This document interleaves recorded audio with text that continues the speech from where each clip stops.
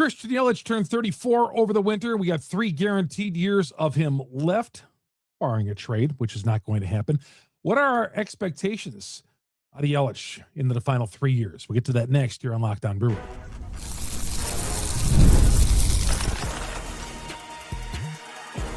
You are Locked On Brewers, your daily Milwaukee Brewers podcast. Part of the Locked On Podcast Network, your team every day. Hey, everybody. Chuck Freimund here, longtime sportscaster here in the state of Wisconsin, proud host of Locked On Brewers, part of the Locked On Podcast Network. We are your team every day. Thanks for making Locked On Brewers your first listen to every day and the #1 Brewers podcast on the internet and the Locked On Podcast Network, the #1 sports podcasting network in the world. All right, what are our expectations for Christian Yelich? 3 more years guaranteed for Yelich. We'll get to that. What should we expect? What kind of years are you going to have this year? We'll talk about that coming up here in a little bit. The Brewers, voila, voted the top farm system in Major League Baseball. Not surprising. Also, get to some of your questions on the mailbag here. All right, Christian Yelich. Yeah, by all accounts, he played in 150 games last year. Didn't expect him to play 150 games coming off the back surgery, but they got a lot of PT out of him. They did. A lot of playing time. 573 at-bats. If you would have told me over and under on 500 bats for Yelich going into 2025, I would have taken the under on 500. I don't think there was such a thing, but he certainly went over at 573. Had 150 hits, 29 home runs, 103 RBIs, 264 batting average. Now, for the $24-25 million that he got, well worth it, right, with those numbers. I know. We're going to get to the postseason. Well worth it, those numbers. And Yelich started off slow. Remember, April, most part of May, he got off to a terrible start, hitting below 200, and it was awful. And the Boo Birds were coming out. And then he hit the grand slam against Boston. And things just turned around for the Milwaukee Brewers and Christian Yelich, with Yelich helping to lead the way. He was a big part of this. Them getting 97 wins, coming up with clutch hits. He had turned back the fountain of youth, if there is such a thing for a guy who was 33 at the time. But yeah, he was looking a lot like the old Christian Yelich. And I really hate that comparison, because anytime Yelich would get on a roll for the last 5 years, and let's face it, he hasn't been the Christian Yelich we know since 2019. That's fair to say, right? And anytime Yelich showed any semblance of that, it was like, the old Christian Yelich is back. The great Christian Yelich, the MVP status Christian Yelich, well, those days have gone by. We'll see flashes of it, just like we saw flashes of greatness from Robin Yount toward the end of his career in the early 90s. For those of you who still remember Robin Yount, or were around when Robin Yount was Robin Yount. And same thing with Yelich, is now he's 34. He'll turn 35 in December after the season. But I think we'll see flashes of the old Christian Yelich, which we did last summer, delivering and all that. But I'm hoping Yelich this year, can we expect 150 at-bats out of him? I mean, he was relatively healthy when he took days off. Most of the time, those were days off for just getting a rest. But I was just stunned a little bit how much he played, because anytime he took a day off in the past, it was like, oh boy, is that back barking up again? But no, he was very durable. And that surgery he had the previous season, right, and I believe it was in August of 2024. Since then, he's been fine.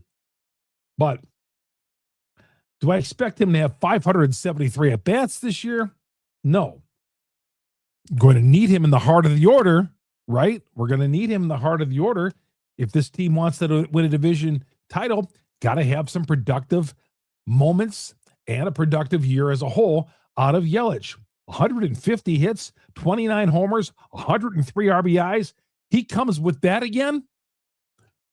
The Brewers, I think, are going to be in good shape, provided everybody else holds their own. I think Yelich holds a big part of this season, upcoming season, because he's a heart of the order guy.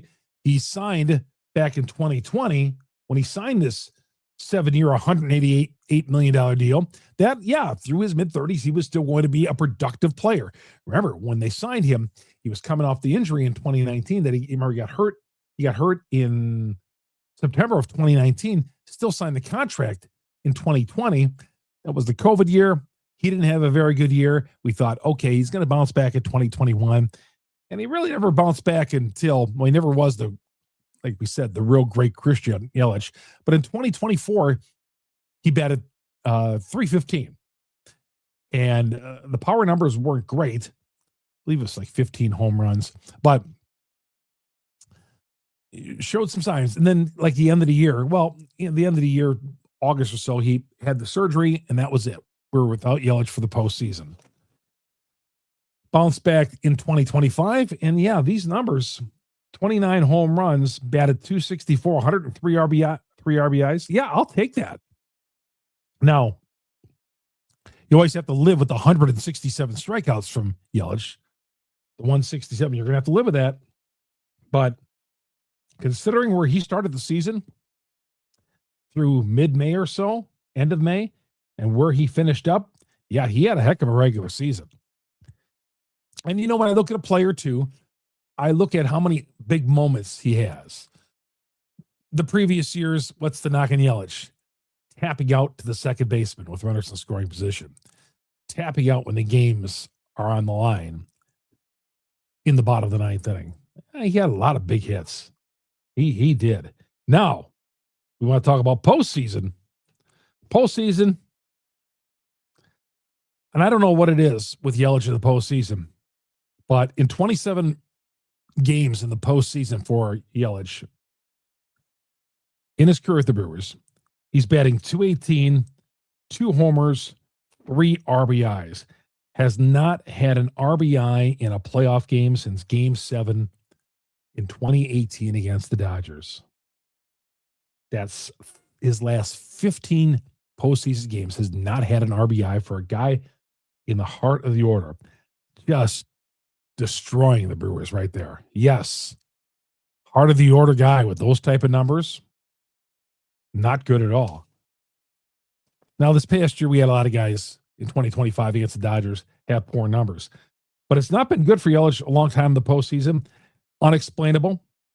But in 2025, his postseason numbers, 5 for 26, he batted .192 without an RBI. 1 extra base hit, it was a double. Certainly not good enough. Yeah, you could have these great numbers, real good numbers in the postseason or in the regular season, but I wish some of this would translate to the postseason. There's nothing, there's no magic you could have to say, well, some guys, as we know in baseball history, have lit it up in the postseason and maybe had mediocre regular seasons. You can't explain it. You can't explain it why Yelich is so bad in the postseason. And bad he is. .218 in his career for the Milwaukee Brewers in the postseason. That's not good. 2 home runs, not good. 3 RBIs, not good. Not an RBI since Game 7 against the Dodgers in 2018. That is not good. So we can always say, Yelich has got to hit in the postseason. We need him to hit in the postseason. But there's no magic potion to that. But the regular season, we'll take that. You just hope he does it in the postseason. You hope the Brewers can get to the postseason, but he's got to do that in the regular season again for the Brewers to get to the postseason. He does. He's got to have maybe not quite those numbers because I mean 150 hits, the 573 at bats. I don't think he's have it again. He is a year older, and when players get in their mid-30s, like 34, and he's got that injury history, I don't know. That's why I was surprised he played as many games as he did last year. But if he had 100 RBIs, 24 home runs, batted in 260s, 270s, I would take that from Yelich again. Now, the contract on Yelich, when he signed that contract in 2020, it averaged $26 million a year. It was a seven-year deal, $188 million. Right now, the contract actually, in some terms, is going to go down by like $500,000 or so in the next couple of years. But they're under contract with Yelich 2026, 2027, 2028. And he's going to be making about $23-24 million in those seasons. Not breaking the bank. It certainly shouldn't break the bank, or you shouldn't be owning a baseball team. But in 2029, there's a mutual option with Yelich.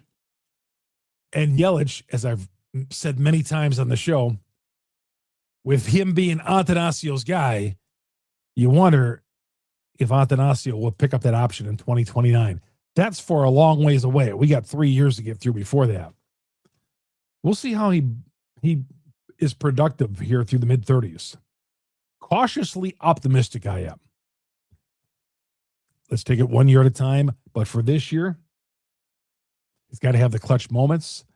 He's going to be counted on in the heart of the order. And hopefully he has some of those power numbers again in big moments for the Milwaukee Brewers. But for what he did last year was a surprise to me. The numbers he put up during the regular season. I didn't know if he had 29 home runs in him. I didn't know if he had 150 hits in him or over 100 RBIs in him. But he did. He proved me wrong a little bit. I'd like to see what he's got for an encore this year with Christian Yelich. Obviously, that's something we'll be monitoring a long time, and we'll be talking about Yelich when spring training opens up in about a week and a half and throughout our spring training shows. Starting Monday again, by the way, programming note, we'll be on here daily, Monday through Friday, talking Brewers baseball with you. We're starting up January. We go to 3 times a week. We're back at it daily in February. The World Baseball Classic has added a few Brewers, and The Athletic says the Brewers have the #1 farm system. Not surprising to me. Not surprising to me. We'll get to all that coming up next. Chuck Freimund here on Locked On Brewers, part of the Locked On Podcast Network. We are your team every day. Locked On Brewers brought to you by TurboTax. TurboTax, yeah, tax time. I mean, does anybody really? Tax time is just brutal. Brutal for you, brutal for me, brutal for everybody. Nobody likes tax time. But TurboTax will take some of that off your plate. It doesn't have to take over your life, tax time. TurboTax makes things easier than ever. You just got to hand things over to TurboTax and one of their tax professionals and move on to your day. TurboTax, the full service, will have your taxes done for you by a trusted local expert from start to finish without the stress or guesswork. They handle everything. W-2s, self-employment forms, the work. They try to get you every deduction possible. You can meet with a local TurboTax expert in person or connect online. They make it really easy for you. And right now, for a limited time, you have your taxes done by a TurboTax expert for just $150 all in. $150 all in. If a TurboTax expert didn't file for you last year, just file by February 23rd or 28th, I should say. Take the taxes off your table. Get back your life. You don't want to be sitting around on a weekend. You got a weekend coming up figuring out your taxes. Don't do that. Go to turbotax.com/local to book your appointment today and take taxes off your table, literally, with TurboTax. Chuck Freimund here on Locked On Brewers, part of the Locked On Podcast Network. We are your team every day. By the way, our podcast, you get it on Google, Spotify, Apple, wherever you download your audio podcasts. We're the #1 Brewers podcast on the internet. And of course, if you're already following us and listening to us on all the audio channels, we're also on YouTube. Search Locked On Brewers, our growing YouTube page. Locked On Brewers, hit the subscribe button, hit the bell. That'll alert you every time we drop an episode on Locked On Brewers. The Everydayer Club, again, this new club that we started here where you get commercial-free audio of this podcast on all the platforms. Take part in our Discord service. We're going to have conversations with me and members of the Locked On crew, the Locked On Everydayers. We're going to be doing that right here on the Locked On Discord. And plus, there's other amenities as well. Check it out below. Right below in the notes section, whether it's on Spotify, Apple, or whatever, it's there. And of course, it's on the YouTube page in the notes section below as well. It was no surprise that the Milwaukee Brewers have the #1 farm system. When you keep trading players away, your best players, and you get players in return who are prospects of other teams, organizations, top prospects, yeah, you're going to keep on fortifying that farm system. at least the last trade brought back some top prospects. The Brewers got the 3 and 5th best prospect from the Mets with Williams and Sproat. And so right now the Brewers, according to The Athletic, and Keith Law, who wrote the article, has been doing minor league evaluations for a long time. I mean, I've had Keith Law on my sports talk shows evaluating the draft. When Keith Law says something, no pun intended, it's law. So if he says the Brewers have the number 1 farm system, I'm with him. Ironically, the Dodgers have the number 2. The Dodgers, who spend all this money buying players, you wouldn't think they'd have the number 2 farm system, but they do. Seattle's going to get a good organization. Another team that hasn't won a World Series, Seattle, like Milwaukee, but they have a real good farm system as well. So why are the Brewers number 1? Well, you got 5 players in the top 100 of Keith Law. Mate, or 6 players, I should say. Mate, Luis Pena, Cooper Pratt, Jefferson Cuero, Sprout is in there, and so is Jet Williams. Logan Henderson did not make the list, although he is in some people's top 100. Also, Bishop Letson, who's like in the 90s in some of the top 100s, did not make Keith Law's. But Keith Law has 6 Brewers in the top 100 prospect list. Mate, Pena, Pratt, Carroll, Sprout, Williams, and a few of those guys, 4 of them play the same position. Mate, Pena, Pratt, and Williams. And a guy like Williams could play outfield as well. But well, it is cool. It is cool that the Brewers have the number 1 farm system. I'd like to see them spin off some of those farm hands in the future for some veteran players. We know that's not going to happen. But at the trading deadline, if there's somebody you really want, I'm not saying trade Mate, but you have a glutton of middle infielders right now. Yeah, it's great to see that you have the greatest farm system. We've been there before at the Milwaukee Brewers. This happened in the 80s. After 82, I believe in 85 or 86, the Brewers had the farm system of the year by Baseball America. And where did that lead them? Nowhere. The Brewers before have had the number 1 farm system. I care about World Series championships. If only that could translate into a World Series championship someday, make me a very happy person, and all you guys as well. But like I said, you keep trading with your top players, you're going to load up on young guys, right? You are going to load up on young guys. Congratulations out to Ortiz. Joey Ortiz will be playing for Team Mexico in the World Baseball Classic. So 4 players right now from the Brewers are on this, are going to be playing in the World Baseball Classic. Ortiz with Mexico, Chourio with Venezuela, Nicaragua has Carlos Rodriguez, and Trang is playing for Team USA. 4 players playing in that. That's it is an honor for these guys to be selected. And congratulations out to them. Okay, when we come back here, I'm going to go through a couple of your questions. Some of you guys have some interesting questions. We'll get to that. Always do. Always find me, by the way, on Twitter. Go to Twitter, Chuck Freimund, Freimund. Hit me up at Instagram. Hit me up on Facebook. I'm going to start putting these videos on Facebook as well when I post them. We're going to get more into that. Posting on social media. I always post it on Twitter right now, but we're going to post it on other platforms as well. Coming right back, Chuck Freimund here on Locked On Brewers. Part of the Locked On Podcast Network. We are your team every day. Like I said, hit me up on Twitter, Chuck Freimund. If I don't get back to you right away, always DM me. DM me. If you have a personal question, you can write me on Twitter, whatever you want. Hit me up on Facebook as well. But always, you have trade proposals or questions or whatever I can do for you. You know, I'll definitely get back to you. And as people have known who've written me before, listeners of this podcast know that I always get back to you eventually. Some of the questions off yesterday's podcast.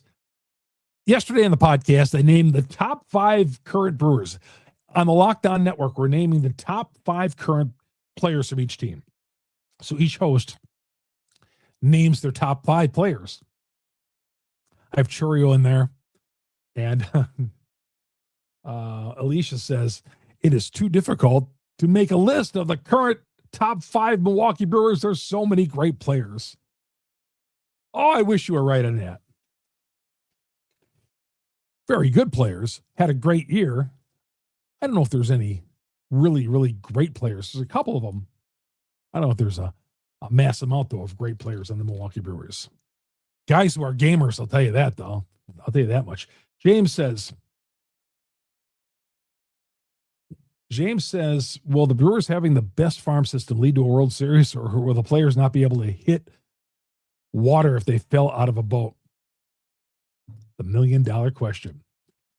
Eric says Quinn should be the number 2 starter. I don't think there's much question, at least starting the season.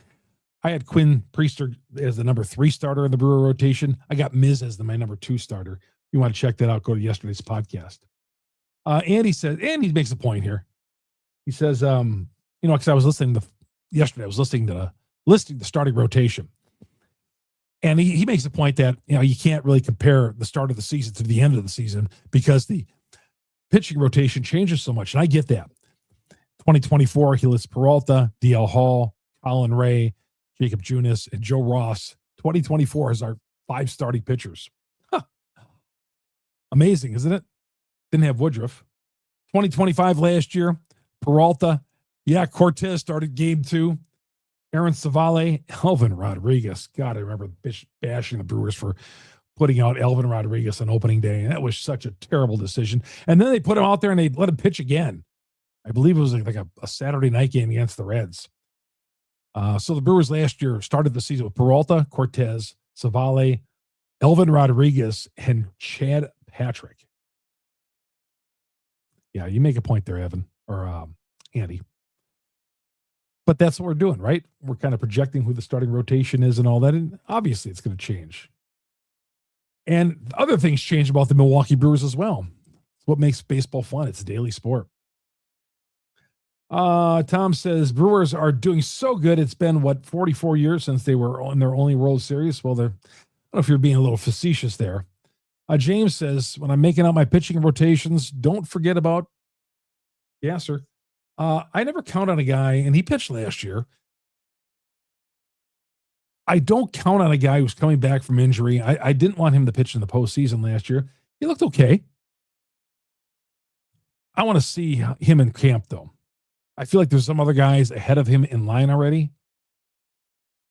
Not that I'm done with Gasser, but he's coming off a major surgery. It's now or never, says Craig. It's now or never for Chourio. Had a very, very big injury for a catcher. Really needs to play every day to at least start the year. Yeah, you're right. I think Chourio, more than I think about it, needs to start this year in the minor leagues. And that's what the Brewers do, right? They like to start a guy down in the minor leagues anyway, so they don't get the service clock going on him. They signed the journeyman catcher for a reason. Yeah, they signed Reese the other day. Minor league deal. I don't know. And they have other catchers too. It is going to be a mystery who that number 2 catcher is. Will it be Chourio? I don't know. Dan says, simply put, the Brewers need starters to go 5 strong, sometimes 6. Yeah, you're right. Bullpen just got taxed last year. It didn't hurt the Brewers in the postseason. I thought once we got to the postseason, they put more pressure on the bullpen last year because they were doing some weird things. Guys who weren't starters were starting. Guys were starting were coming in relief. They really thought out of the box at the postseason. It worked all right. Remember, it wasn't the pitching that hurt the Brewers against the Dodgers. It was the offense. But I agree with you. The Brewers need to get some more length out of their starting pitching this year, which has been a problem for the last couple of years. Alicia comes back and says, Turang is probably the first or second best second baseman in baseball. He's a stud. Yeah,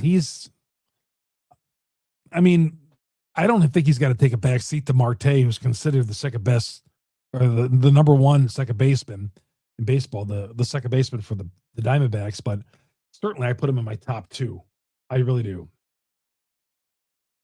When I was talking about whose number is going to get retired next, Ray says, does Cecil Cooper really have a shot anymore? Probably not. Probably enough time has moved away. But then again, this Jim Gantner, this is me talking, this Jim Gantner, how many years have we moved away from Jim Gantner retiring? His last year, what, 92, I want to say? Was it 92 or 93? And they haven't reissued Gantner's number. There hasn't been a number 17. I think they reissued it once briefly, if I recall, but for the most part, 17 has not been reissued, which usually means they're going to retire the jersey number. If they're going to do it, what's the wait? What are we waiting on for? What are we waiting for? Gumby's 71 at this point, enjoying life. If we're going to retire Gumby's number, let's do it soon here, right? All right, that's going to do it for the show and the questions. And thanks for listening on a Friday. Have yourself a great weekend, everybody. No football this weekend. We got a podcast for you to view. We got Brewers baseball. It popped above my calendar 3 weeks from Saturday. It's the first game, first exhibition game of the season. It's already popped up on my calendar. Hard to believe, man. I feel like we just got out of LA. Look, pitchers and catchers are going to be reporting. Maybe next weekend some of those guys rolled in. Who knows? But like I said at the top, we're going to be doing this Monday through Friday, every day. Right now, season starts on Monday. Well, our season starts. It never ended, really. We did it 3 days a week in January, but we're back to full time beginning on Monday, and we'll see you then. Chuck Freimund, thanks for listening to Locked On Brewers and watching. Locked On Brewers, part of the Locked On Podcast Network, making us your first listen to every day. Locked On Podcast Network. We're the number one podcast network because of you, great Brewer fans and sports fans out there.